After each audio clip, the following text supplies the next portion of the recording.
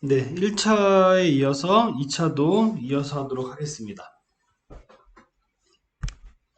자, 정량 분석의 중요성. 정량 분석의 중요성. 정량 분석이라고 하는 건 이 가운데 있네요.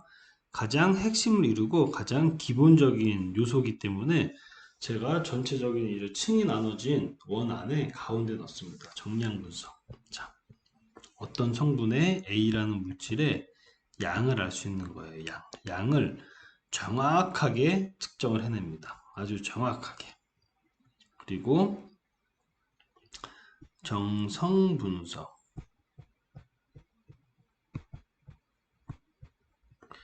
이게 정량 분석이 되겠네요. 정성 분석은 A라는 물질의 성분을 정확하게 나눠서 찾아냅니다. 그래서 이제 어떤 물질이 있는데 그 물질의 양이 얼마만큼인지 정확히 알아내야지만 그 다음부터 많은 절차들을 거치게 돼요. 결과의 검증을 하고 미생물을 분석을 하고 기기, 정밀 분석들을 하고 물리화학적 분석하고 수학적 통계 분석을 합니다. 그리고 여기까지가 끝나면 이러한 모든 자료들을 기반으로 해서 엔지니어가 설계를 하게 되죠. 예를 들어서 어떤 하수 처리장이 있습니다. 하수 처리장에서 저희가 어떠한 공법을 선택을 해가지고 오염물질을 처리할 거예요. 그 다음에 그 처리한 물을 어느 정도 법 규제에 합당하게끔 아주 깨끗하게 만들 겁니다. 자, 깨끗하게 만들 건데 어디에서 어디까지 깨끗하게 만들 건지 여기는 나와 있죠. 법 규제가 있잖아요. 그죠? 이것까지 맞춰야 됩니다. 근데 이거는 몰라. 이게 정확하게 알아야지만 우리가 갈 수 있는 여러 가지 방법들을 선택을 하게 됩니다. 자, 이 정확하게 알려면 아주 기본적으로 정성, 정량, 분석들이 돼야 되는 거예요. 그래서 정량 분석법이 굉장히 아주 중요한 개념입니다. 그래서 저희가 실제로 저희가 환경학과의 5층에 여러 가지 실험실들이 있죠. 수질 쪽도 있고 대기 쪽도 있고 미생물 쪽도 있고 여러 가지 있습니다. 이 중에서 각 실험실마다 아주 중요한 게 분석법이에요. 정량 분석들을 각 실험실마다 아주 정확하게 하는 기술을 저희가 항상 연습을 하고 배우고 있습니다. 이거를 기반으로 이게 정확히 하지만 우리가 엔지니어로서 설계를 하고 실제 현장에서 일을 할 수 있는 거죠. 자, 이해를 돕기 위해서 제가 그냥 아주 간단한 크로마토그램 사진을 갖고 왔어요. 이 크로마토그래피인데 액체 크로마토그래피입니다. 자, 이런 자세한 내용들은 나중에 또 알려줄 거고요. 밑에가 파장이에요. 어떤 물질마다 고유 파장이라는 게 있습니다. 고유 파장. 고유 파장이라는 거는 어떤 물질은 어떤 파장에서 반드시 딱 반사를 시켜줘야 돼요. 또 어떤 파장 외에는 흡수를 해줘야 되고요. 여러 가지가 있거든요. 아주 고유 파장을 갖고 있는 물질들이 굉장히 많아요. 그래서 우리가 이런 파장들을 쭉 찍어보고 어디에서 뭐가 딱 피크가 나면은 여기에 있는 물질들을 흡수를 한다는 거거든요. 자, 그럼 이거의 고유 특성을 가지고 어떤 물질인지 알아냅니다. 자, 그리고 여기 흡수된 이만큼 면적이죠. 이 면적이 양이 될 거예요. 이 양은 이제 농도를 우리가 찾을 수 있죠. 그죠? 이런 방식으로 우리가 기계를 이용해서 분석을 해요. 이 면적은 적분을 하면 되겠죠? 근데 적분하는 거 우리가 하기가 어렵습니다. 다 기계가 알아서 소프트웨어로 해줘요. 그리고 참고로 한번 갖고 와본 겁니다. 그래서 이런 파장들 663파장, 645파장, 630파장, 그리고 750파장을 가지고 하나, 둘, 셋, 네 개네요. 이 네 가지 파장을 측정을 한 뒤에 이와 같은 공식에 넣어가지고 풀게 되면은 클로로필 A의 농도가 나오게 됩니다. 클로로필 A의 농도. 우리 녹조 현상 할 때 낙동강의 녹조가 얼만큼 피었습니다. 클로로필 농도를 측정을 해가지고 그거를 기반으로 우리가 보도를 합니다. 근데 클로로필 농도가 이제는 법 규제에서 사라졌고 남조류의 수로 얘기해요. 조류의 수. 그거는 그 녹조에 대해서는 우리가 수업 시간 뒷부분에서 또 다룰 예정이 돼 있으니까 그때 마저 설명을 해드릴게요. 지금은 이런 것들이 있구나 라고만 보시면 됩니다. 자, 크로마토그래피. 크로마토그래피는 각 물질이 다른 상에 가진 친화력을 이용하여 혼합 물질을 분리하는 방법입니다. 분리하는 거예요, 분리. 혼합 물질을 분리. 이게 최초에 어떻게 저희가 이거에 대해서 알게 됐으냐면요. 아마 1900, 거의 1900년대 거예요. 1900년도에 러시아에 있는 과학자입니다. 노벨상을 받으신 분이거든요. 그분이 어느 날 고민을 했어요. 꽃잎에 있는 잎사귀에 있는 색깔을 한번 분리해 보자라는 생각을 하게 됐습니다. 그래서 이만한 이제 뭐 물이 떨어지게 여기다가 석회를 채워 넣었어요. 그리고 잎사귀를 넣습니다. 잎사귀 색이 혼합되어 있다고 생각을 했던 거예요. 그래서 이 혼합되는 색을 다 분리해 보자라는 생각을 했어요. 그리고 여기는 고체죠. 고체니까 잎사귀를 넣고 이렇게 점점 흘러내려가게 해야 될 거 아니에요. 흘러내려가게 하는 액체는 에테르. 여기서 그 에테르는 석유라고 생각하시면 돼요. 석유, 유기용매입니다. 유기용매를 이용해서 잎사귀를 쓱 녹이면서 잎사귀에 있는 색깔이 점점 내려가면서 분리가 되게끔 해봤어요. 그랬더니 위에는 뭐 빨강색 점점 내려갔다가 파란색 점점 내려갔다가 뭐 녹색 이런 식으로 분리가 되었습니다. 분리. 이거를 그래가지고 크로마토그래피라고 우리가 부르게 돼요. 자, 그러면 우리가 봅시다. 여기 각 물질이 서로 다른 상이라 그랬잖아요. 이 석회는 뭐예요? 석회는 움직이지 않고 그 자리에 있죠. 그 자리에 있기 때문에 이거를 정지상이라 불러요. 정지가 되어 있으니까. 자, 그 다음에 에테르 움직이죠. 그죠? 쭉 내려갑니다. 에테르 이거를 이동상이라고 부릅니다. 움직이니까. 그래서 이런 다른 상을 가지고 친화력을 이용해서 혼합 물질을 분리하는 방법을 총칭해서 말하는 거예요. 기체 크로마토그래피가 있고요. 액체 크로마토그래피가 있습니다. 리퀴드니까는 LC, 가스니까는 반대로 썼네요. 기체니까는 GC, 가스입니다. 액체니까는 리퀴드 LC 이렇게 불러요. 이거는 각 저희 연구실마다 다 가지고 있고요. 여러분들이 한번 나중에 실험실 오면은 보게 될 일들이 있을 겁니다. 자, 표준 분석법. 국내에 신뢰받을 수 있는 국제 규격 실험 방법을 채택한다. 자, 조금 삐뚤어 이상했네. 국내에 신뢰받을 수 있는 국제 규격. 우리나라에는 수질오염 공정시험 기준이라는 책이 있습니다. 환경부에서 발간한 책이에요. 예를 들어서 우리가 뭐 BOD, COD, 뭐 TNTP, 뭐 SS 이런 기본 수질오염 항목들을 분석을 했습니다. 근데 어떤 사람이 분석을 했어요. 그 결과를 가지고 왔어요. 근데 제가 보니까 결과가 좀 이상합니다. 그래서 너는 이걸 어떤 방법으로 했니? 그러니까 저희가 엄마가 알려준 방법으로 분석을 했어요. 라고 하는 거예요. 신뢰받을 수 있을까요? 국제 규격인가요? 아닙니다. 엄마가 가르쳐준 방법은 공정 시험 기준으로 우리가 국가에서 규정하고 있는 시험 방법이 아니에요. 이것들은 시험 방법에 따라서 어떤 사람이 어떻게 하느냐에 따라서 굉장히 많이 변화돼요, 값들이. 그래서 아주 일률적으로 정확하게 검증되는 방법을 선택하게끔 되어 있습니다. 자, 거기에 우리나라는 수질오염 공정시험 기준이라는 게 있고, 미국은 EPA에서 미국 기준이죠.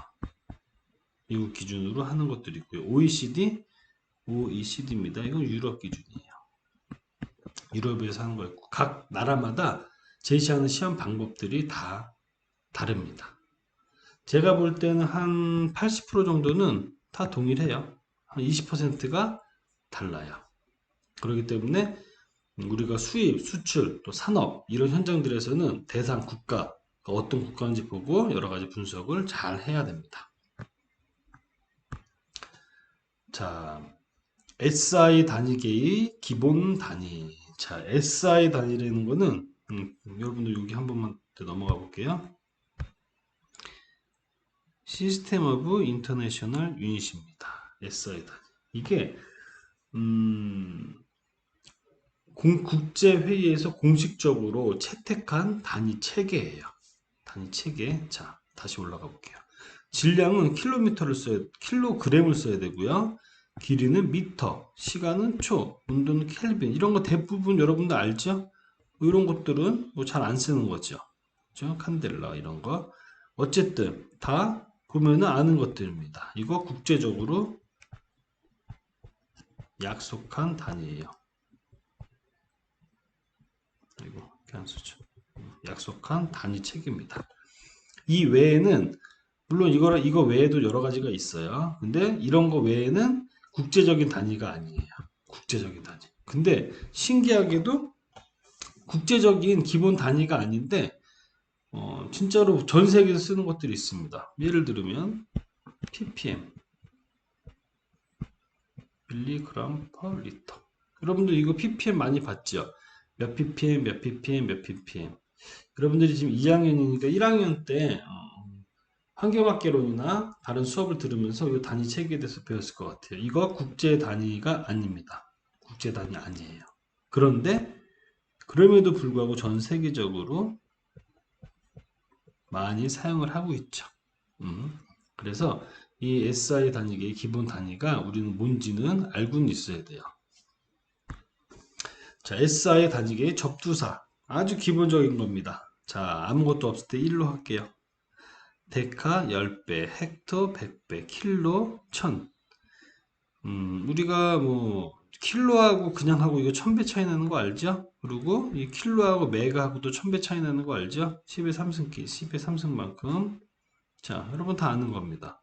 물론 데카나 헥터 이런 것들은 잘 안 쓰죠. 안 쓰지만 그래도 대충 보면 알 수 있는 것들이에요. 센티미터 100분의 1, 밀리미터 1000분의 1, 마이크로미터 1000분의 1과 3배, 1000배 차이죠. 다 1000배 차이입니다. 나노 또 1000배 차이입니다. 그죠? 뭐 밀리미터, 우리 뭐 마이크로미터, 그죠? 나노미터. 이런 것도 여러분들 나중에 많이 사용을 하게 될 겁니다. 근데 이게 각각의 접두사의 변화에 따라서 1000배씩 차이 난다는 거, 이런 특징을 여러분들 기본적으로 알고 계실 것 같아요. 자, 기본 단위 환산 연습. 이거 굉장히 중요해요. 왜냐면 지금이야 여러분들 보면은 유치할 수도 있습니다. 근데 우리가 나중에 어떤 설계를 하든지 복잡한 수식을 가지고 우리가 수지로움 개론이나 뭐 유해물질이나 이런 조금 더 3학년, 4학년 과목을 하다 보면은 이 기본적인 단위나 환산을 못 해가지고 못 푸는 경우가 굉장히 많아요. 또 너무나 복잡하기 때문에 암산으로 안 됩니다. 그래서 우리는 기본 단위 환산을 연습을 본 수업을 통해서 아주 충분히 해줘야 돼요. 자, 단위 환산에서 주의할 점, 뭐 미터, 인치, 센티미터, 피트, 야드, 킬로미터 등 모두 길이를 나타내는 동차원이다. 동차원이지만 서로 다른 단위예요. 자, 서로 다른 단위지만 같은 차원이기 때문에 단위 환산이 가능하다. 예를 들면은 미터, 길이입니다. 킬로그램, 무게입니다. 환산할 수 있을까요?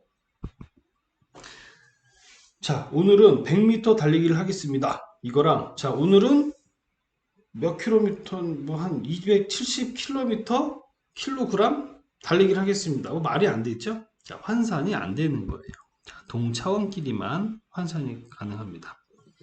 동차원끼리 관계를 알아야 하며, 동차원끼리 관계를 하면 1m는 100cm와 같다 등을 의미하고 있는데, 이런 것들을 우리가 알고 있어야지 환산을 할 수 있겠죠. 그죠?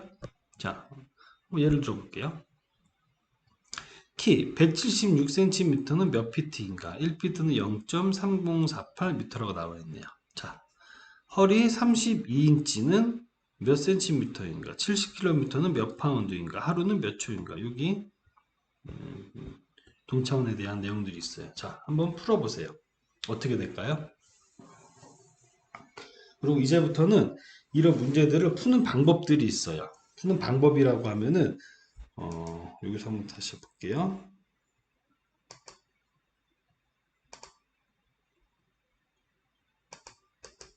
이거를 자, 이런 것들이 있으면 불편하니까 없애겠습니다. 없애고 자, 제가 지금 푸는 거와 아주 유사한 방식으로 동일한 방식으로 이렇게 항상 문제들을 푸는 연습을 하셔야 돼요. 제가 이게 필기가 약간 어설프더라도 잘 봐주세요. 지금 노트북 이거를 약간 세워서 쓰고 있거든요. 자, 1번 문제 보겠습니다. 키 176cm는 몇 피트인가? 자, 그러면 이런 걸 항상 풀 때 x 피트를 구해야 돼요. 그렇죠? 우리에게 주어진 거는 176cm입니다. 샹, 샹. 근데 1m는 100cm죠. 똑같은 거예요. 똑같은 것을 더하거나, 더하는 건 아니지. 똑같은 것을 곱하거나 나누어도 항상 이 양쪽에서는 같게 되죠. 의미가 없어요. 약분이 되니까. 1 피트는 0.3048 미터는 계산을 해보면 5.77 피트가 됩니다. 자, 왜냐면 우리가 요거에 대한 동차원을 알고 있죠. 여기 보면 요거 동차원 알고 있잖아. 그죠? 이거를 봤더니 자, 미터로 돼 있어요. 그죠? 미터로 돼 있는데 우리는 센티미터로 문제를 주었어. 그럼 이 센티미터를 미터로 바꿔줘야 될 필요가 있는 거죠. 그래서 센티미터를 미터로 바꿔 쓰기 위해서 이렇게 했습니다. 약분, 단위, 약분. 피트만 남죠? 자, 176cm는 그래서 176 나누기 0.3048 하니까 5.77 피트가 됩니다. 쉽죠? 이거 이렇게 하나만 단위 환산하니까 쉬운 거예요. 근데 만약에 문제가 복잡해집니다. 단위 환산할 것들이 너무 많아져요. 그러면은 저희가 이렇게 암산으로 할 수 없어요. 또는 이거를 만약에 176 센티미터 곱하기 미터 퍼 100 센티미터 곱하기 1피트 퍼 0.3048 미터. 우리 옛날에 하는 것처럼 이런 식으로 하면 이게 나중에 이렇게 뭐 이렇게 약분하고 이렇게 하기가 굉장히 복잡해집니다. 그래서 항상 명확하게 하기 위해서 지워주고 이렇게 이러한 방식들을 우리가 꼭 사용할 수 있도록 제가 권장을 드립니다. 두 번째, 허리둘레 32인치는 몇 센티미터인가? 허리둘레가 32인치래요. 몇 센티미터인가? 몇 x 센티미터인가? 자, 문제는 32인치를 주어졌습니다. 샵, 샵. 1인치 약분할 거니까 밑에다 놨습니다. 1인치는 2.54cm예요. 1인치는 2.54cm죠. 자, 그러니까 이런 식으로 써주고 그럼 81.28cm 이렇게 나왔네요. 그 다음 3번 70kg은 몇 파운드인가? 1파운드가 453.6g이죠. 근데 우리 또 문제는 70kg으로 줬어요. 근데 나는 g과의 관계만 압니다. 그럼 또 요거 서로 킬로그램과 그램 또 나타내 준다는 거 우리 대충 예측이 되죠? 한번 해볼게요. 자, x 파운드입니다. x 파운드. 근데 우리는 70kg을 알려줬어요. 샹 70kg 할 건데 1kg은 1000g. 요거 약분하려고 밑에다 썼습니다. 똑같은 거예요. 수나만한 건데 쓴 거예요. 단위 환산해주기 위해서. 그래서 1파운드는 453.6g. 아까 전에 g으로 줬죠. 그래서 154.32 파운드가 되겠습니다. 자, 시간이 없어서 또 바로 연결해서 수업을 하도록 할게요.